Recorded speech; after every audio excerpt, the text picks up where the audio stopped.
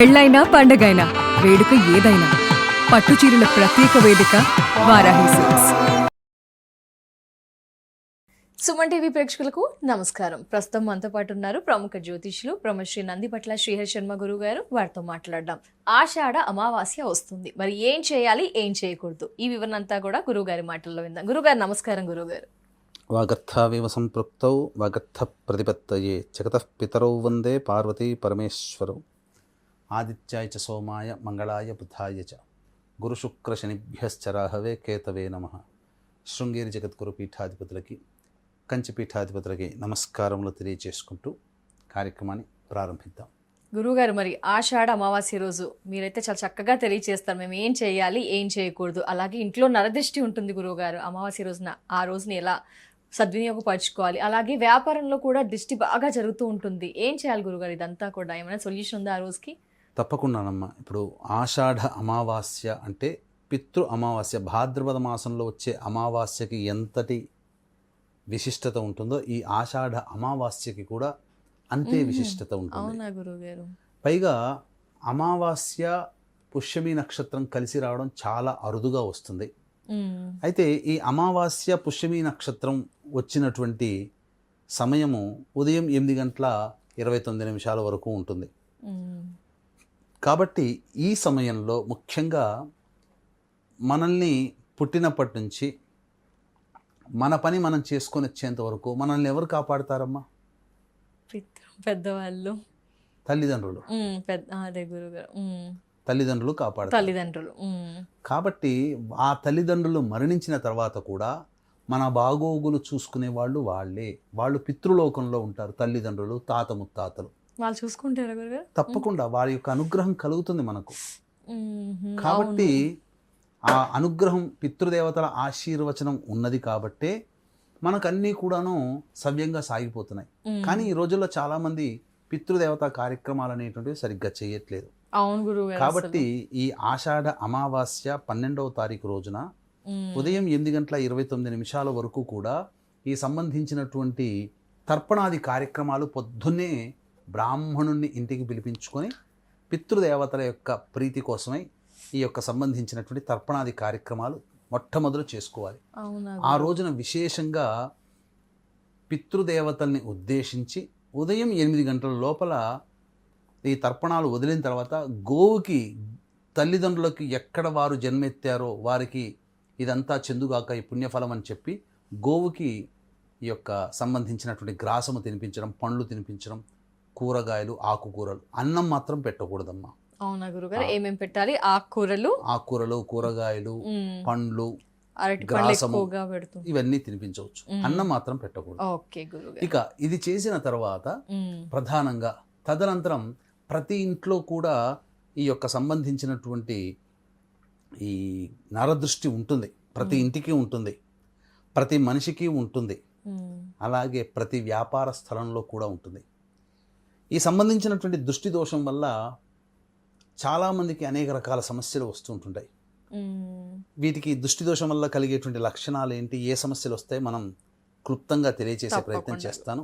వీక్షించేటువంటి ప్రేక్షకులు గమనించాల్సినటువంటి ఈ యొక్క ఆగస్టు 12వ తారీఖు ఆషాఢ అమావాస్య రోజున ప్రపంచంలో సూర్యగ్రహణం ఏర్పడుతుంది. మన భారతదేశ కాలమానానికి సంబంధించి చూసుకుంటే 9:24 రాత్రి నుంచి మధ్యరాత్రి 1:46 వరకు ఉంటుంది. మనకు కనిపించదు గ్రహణం, కానీ గ్రహణ నియమాలు పాటించాల్సిన పని లేదు. కానీ ఈ గ్రహణ ప్రభావం ఏ రాశిలో అయితే ఏర్పడుతుందో ఆ రాశిని బేస్ చేసుకొని కొన్ని రాశుల వారికి ఇబ్బందికర పరిస్థితులు అనేటువంటివి ఉంటాయి. ఇబ్బంది అంటే ఏమీ లేదండి, ఏమీ జరగదు. 50 రూపాయలు నష్టం వచ్చే చోట 100 రూపాయలు నష్టం వస్తుంది, అంతే. చిన్న దెబ్బ తగిలే చోట పెద్ద దెబ్బ తగులుతుంది, అంతే తప్ప దాని గురించి భయపడాల్సిన పని లేదు. కర్కాటక రాశిలో ఆశ్లేష నక్షత్రంలో ఏర్పడుతుంది కాబట్టి మేష, మిథున, కర్కాటక, సింహ, తుల, వృశ్చిక, ధనస్సు, మకర, మీన రాశిలో జన్మించిన వారికి ఈ దోష ప్రభావం. దీన్ని దృష్టిలో పెట్టుకుని కుక్కి సుబ్రహ్మణ్య క్షేత్రంలో ఈ చెప్పిన రాశిలో జన్మించినటువంటి వారికి కుక్కి సుబ్రహ్మణ్య క్షేత్రంలో గ్రహణ దోష నివారణ పూజలు, హోమాలు. అలాగే శని వక్రీకరించి ఉన్నాడు కాబట్టి 12 రాశుల వారికి శని ప్రభావం ఉంది కాబట్టి శని దోష నివారణ పూజలు, హోమాలు. ఎవరైతే జాతకరీత్యా ఇల్లు కట్టుకోవాలనే కోరిక, వివాహం కావాలనేటువంటి కోరిక, అనారోగ్యం తొలగిపోవాలనే కోరిక, సర్పదోషాలు, కాలసర్పదోషాలు, రాహుకేతు దోషాలు ఎవరికైతే ఉంటాయో, అలాగే ఆడవారికి ఈ సంబంధించినటువంటి అష్టమంలో రాహుకేతులు గనక ఉంటే చాలా దోషం, మాంగళ్య దోష నివారణకి, ఈ యొక్క కుజదోష నివారణకి కుక్కి సుబ్రహ్మణ్య క్షేత్రంలో పూజాది హోమాది కార్యక్రమాలు జరిపించి శక్తిపాతం చేసినటువంటి కరుంగలి మాల ఇవ్వడం జరుగుతుంది. అవకాశం ఉన్నటువంటి వాళ్ళు 12వ తారీఖు రాత్రి 8 గంటల లోపల స్క్రీన్పై కనిపిస్తున్న నెంబర్కి కాంటాక్ట్ చేసి మీ గోత్రనామాదులు నమోదు చేసుకోవచ్చు. ఇక గమనించుకున్నట్లయితే ప్రధానంగా ఈ సంబంధించినటువంటి దిష్టి దోషం ముఖ్యంగా మనిషికి వద్దామమ్మా. మనిషికి దిష్టి దోషం ఉన్నప్పుడు ఈ యొక్క సంబంధించినటువంటి రాహుకాలము చాలా విశేషం. ఈ వ్యాపారానికైనా బాగా వ్యాపారం జరుగుతుంది అనుకోండి, చాలా మంది తోటి వ్యాపారస్తులు కన్నుబడుతుంది. అవును గురుగారు. మొదలుపెట్టిన 6 నెలల్లో బాగా ఉంటుంది, తర్వాత తగ్గుతూ వస్తుంది. దీనికి కారణం నరదృష్టి.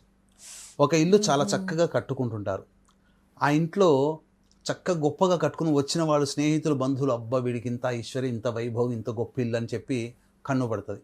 ఇక ఆ ఇంట్లో చికాకులు మొదలవుతాయి, కుటుంబ సభ్యుల మధ్య మాట పెరుగుతుంటుంది. ఇంట్లో వెళ్ళిన 3-4 నెలల తర్వాత, కొత్తింటి గృహప్రవేశం అయిన తర్వాత ఇలా 1-2 అనేక రకాలుగా చికాకులతో ఉంటుంది. బయట ప్రశాంతంగా ఉంటుంది, ఇంట్లోకి వచ్చేసేసరికి చికాకుగా ఉంటుంది, మనస్సు ప్రశాంతంగా ఉండదు, ఎవరు ఏమి అనకపోయినా. ఇక మనుషులకే గనక దిష్టి దోషం తగిలితే అందంగా తయారైనా, గొప్పగా చదువుకుంటున్నా, మంచి ఉద్యోగం లభించినా ప్రతి వాళ్ళకి దిష్టి ఉంటుందమ్మా. ఈ దిష్టి పడడం వల్ల ముఖ్యంగా చిన్నపిల్లలకైతే అన్నం తినడం మానేస్తారు, బక్కగా అయిపోతారు, నిద్ర పట్టదు, మధ్యరాత్రులు ఉలిక్కి పడతారు. పెద్దవాళ్ళైతే ముఖ్యంగా ఈ యొక్క కంఠం దగ్గర మంట ఉంటుంది. దిష్టి దోషం తగిలింది అనడానికి మధ్యలో ఇక్కడ మంట వచ్చేస్తుంటుంది. నీళ్లు తాగినా, అన్నం తిన్నా ఇక్కడ మంట వస్తుంది, కడుపు ఉబ్బరంగా ఉంటుంది, గ్యాస్ ఎక్కువగా ఉంటుంది, కొద్దిగా తినంగానే కడుపు నిండినట్టు అనిపిస్తుంది, మరి కొద్దిసేపైన ఆకలి, ఇలా ప్రశాంతంగా ఉండదు, ఏ పని ముందుకు సాగదు, అనుకున్న పనులన్నీ ఇబ్బందులు పడుతుంటాయి. కాబట్టి ఇటువంటి వాళ్ళు మనుషులకైతే రాహుకాలంలో చేయాలమ్మా. రాహుకాలం ఈ యొక్క బుధవారం రోజున దుర్ముహూర్తము 12:46 వరకు ఉంది కాబట్టి, రాహుకాలం 12 నుంచి 1:30 వరకు ఉంటుంది కాబట్టి 12:50 నుంచి 1:30 మధ్యకాలంలో ఎవరికైనా కానీ మహాదిష్టి ఉంటే గుమ్మడికాయ దిష్టి తీసి పగలగొట్టేసేసి మనకు కుడివైపున ఉన్నదాన్ని ఎడమ చేతితో ఎడం వైపు వేయాలి, మనకు ఎడం వైపున ఉన్నదాన్ని కుడి చేతితో తీసి ఎడం వైపు వేయాలి, పసుపు కుంకుమ వాటి మీద చల్లాలి. ఇక తరువాత అలాగే ఈ సంబంధించినటువంటి ఉప్పు ఉంటుంది కదా, ఉప్పుతో కూడా దిష్టి తీయవచ్చు. క్లాక్ వైజ్ డైరెక్షన్గా 9 సార్లు, అండ్ మళ్ళీ పైనుంచి కింది దాకా 3 సార్లు దిగదుడిచి, మళ్ళీ యాంటీ క్లాక్ వైజ్ డైరెక్షన్గా 9 సార్లు, మళ్ళీ పైనుంచి కింది దాకా దిగదుడిచి, అది ఎవరు తొక్కని ప్లేస్లో అది వేసేసి దిష్టి తీయించుకున్న తర్వాత ఆడవాళ్ళైనా మగవాళ్ళైనా ఈ సంబంధించినటువంటి కాళ్ళు చేతులు కడుక్కొని ఇంట్లోకి ప్రవేశం చేయాలి. అయితే ఎవరికైతే దిష్టి తీస్తున్నారో ఆ దిష్టి తీయించుకునే వ్యక్తి కంటే చిన్నవాళ్ళు ఉండకూడదు, పక్కన చిన్న వయసు వాళ్ళు ఉండకూడదు, గుర్తుపెట్టుకోండి. ఎందుకంటే ఆ దోషం అంతా వాళ్ళకి తగులుతుంది. ఇప్పుడు ఇంట్లో పిల్లల్ని పెట్టుకొని పెద్దవాళ్ళు దిష్టి తీస్తుంటారు, ఆ పెద్దవాళ్ళకి దిష్టి తీసింది పిల్లలకు పడుతుంది. కాబట్టి అందుకని దిష్టి తీయించుకునే వ్యక్తి యొక్క వయసు కంటే చిన్నవాళ్ళు ఉండకూడదు. ఇక ప్రధానంగా వ్యాపార స్థలంలో ఈ దోష ప్రభావం ఉంటుంది కాబట్టి చక్కగా ఇంట్లోకైనా వ్యాపారంకైనా కానీ ఉట్టికి గుమ్మడికాయ కట్టాలి.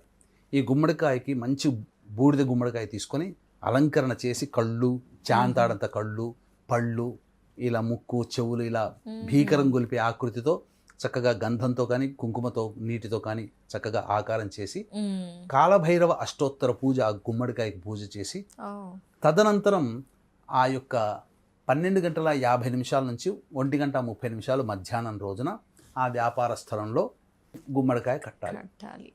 ఆ తదనంతరం కట్టినందువల్ల ఆ వ్యాపారానికి సంబంధించి ఆ ఇంటికి సంబంధించినటువంటి దిష్టి దోషం అంతా తొలగిపోయి ఆనందంగా ఉండగలుగుతారు. అది ఆ రోజు మాత్రమే చేయాలి కదా, ఆషాఢ అమావాస్య అద్భుతమైన దినం కాబట్టి ఈ విధంగా చేయాలి. మనుషులకి ఈ విధంగా దిష్టి తీసుకోవాలి. కొంతమంది చీపురు దిష్టి తీస్తారు, కొంతమంది ఈ సంబంధించినటువంటి మిరపకాయలతో దిష్టి తీస్తారు, కొంతమంది కొబ్బరికాయతో దిష్టి తీస్తారు, కొంతమంది జీలకర్రతో కూడా దిష్టి తీస్తారు, కొంతమంది కుండ దిష్టి తీస్తారు, కుండలో నిప్పు కణికలు వేసి ఆ నిప్పు ఉడగా దిష్టి తీస్తారు, ఒత్తులతో కూడా చేస్తూ చాలా రకరకాలుగా చేస్తారమ్మా. ప్రధానంగా ఇంటికి కానీ వ్యాపార స్థలానికి కానీ గుమ్మడికాయ కడతాం కదా, గుమ్మడికాయ కట్టేటప్పుడు ఆ గుమ్మడికాయతో పాటుగా ఆ ఎర్రటి గుడ్డలో గుమ్మడికాయను కట్టి పెడతాం. ఆ ఎర్రటి గుడ్డలో మిరపకాయలు, గళ్ళ ఉప్పు, జీడిగింజలు, తర్వాత ఈ దిష్టి గవ్వలు, పటిక బెల్లము, ఇవన్నీ కూడా పెట్టి అప్పుడు కట్టాలన్నమాట. తెల్ల ఆవాలు, తోక మిరియాలు, ఇవన్నీ పెట్టి కట్టాలమ్మా. ఈ విధంగా చేసుకోవచ్చు. ఈ విధంగా చేయడం వల్ల ఇంటికి, తర్వాత వ్యాపార స్థలానికి నరదృష్టి జరిగిపోతుంది. పర్సనల్గా ఎవరి చేతైనా కానీ చేస్తే ఉంటుంది. అలాగే చాకలి వాళ్ళు కనుక దిష్టి బాగా తీస్తారు, వాళ్ళు తీస్తే తొందరగా పోతుంది. అది మనాదిగా వస్తున్నటువంటి సాంప్రదాయం ఇది. ఈ విధంగా చేయవచ్చు, మన రజకులు అంటారు. ఆ విధంగా చేస్తే చాలా మంచి జరుగుతుంది. అలాగే మన పీఠమాధ్వర్యంలో 12వ తారీఖు రోజున గ్రహణం ఏర్పడుతుంది కాబట్టి ఈ యొక్క గ్రహణ దోష నివారణ మేష, మిథున, కర్కాటక, సింహ, తుల, వృశ్చిక, ధనుస్సు, మకర, మీన రాశిలో జన్మించిన వారికి, శని వక్రీకరించినందువల్ల 12 రాశుల వారికి శని దోష నివారణకి సంబంధించి, అలాగే కాలసర్పదోషము, సర్పదోషము, కుజదోషము, అనారోగ్య సమస్యలు, వివాహ సమస్యలు, ఉద్యోగ సమస్యలు, అలాగే ఆడవాళ్ళకి సంబంధించి గర్భ సంబంధమైనటువంటి సమస్యల నివారణకి రాహుకేతుల వల్ల వస్తాయి కాబట్టి దోష నివారణకి ఈ యొక్క సంబంధించిన హోమాది కార్యక్రమాలు కుక్కి సుబ్రహ్మణ్య క్షేత్రంలో జరిపించి శక్తిపాదం చేసినటువంటి కరుంగలి మాల ఇవ్వడం జరుగుతుంది. అవకాశం ఉన్నటువంటి వాళ్ళు స్క్రీన్పై కనిపిస్తున్న నెంబర్కి కాంటాక్ట్ చేసి మీ గోత్రనామాలు నమోదు చేసుకోవచ్చు. ధన్యవాదాలు గురువుగారు. ఆషాఢ అమావాస్య రోజు నరదిష్టి ఉన్న వాళ్ళు ఏం చేయాలి, అలాగే వ్యాపార రంగంలో కూడా నరదిష్టి ఉన్న వాళ్ళు ఏం చేయాలి చాలా చక్కగా వివరించినందుకు నమస్కారం గురువు. సర్వం శ్రీ ఉమామహేశ్వర పరబ్రహ్మార్పణమస్తు. అలాగే గురువుగారి ఆధ్వర్యంలో కుక్కి సుబ్రహ్మణ్యేశ్వర దేవాలయంలో జరిగే క్రతువులో మీరు కూడా మీ గోత్ర నామాదుల్ని నమోదు చేసుకోవాలనుకుంటే స్క్రీన్ పై నెంబర్ కనిపిస్తుందండి, వెంటనే వివరాలని తెలుసుకోవచ్చు. నమస్కారం.